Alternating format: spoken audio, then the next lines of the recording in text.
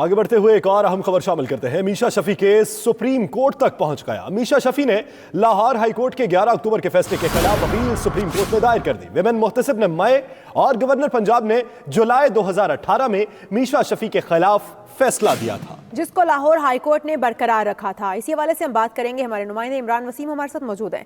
عمران وسیم، یہ کیس اب supreme court تک پہنچ گیا ہے، اس حوالے سے عدالتی کارروائی کیا رہی، کچھ آگاہ کیجیے گا۔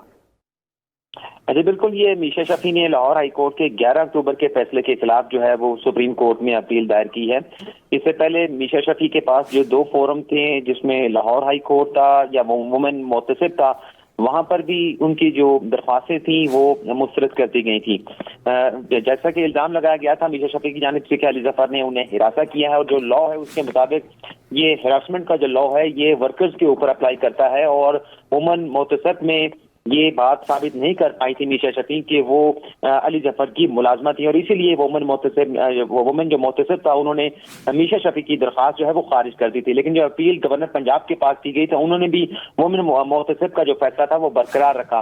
پھر ہائی کورٹ میں جب اپیل دائر کی گئی میشا شفیع کی جانب سے، تو ہائی کورٹ نے بھی وومن محتسب کا فیصلہ جو ہے اور گورنر پنجاب کا فیصلہ جو ہے برقرار رکھا۔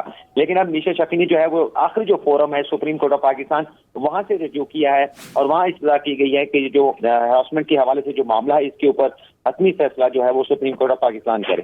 جی صحیح، بہت شکریہ عمران وسیم، ہمیں آگاہ کر رہے تھے عدالتی کارروائی کے حوالے سے۔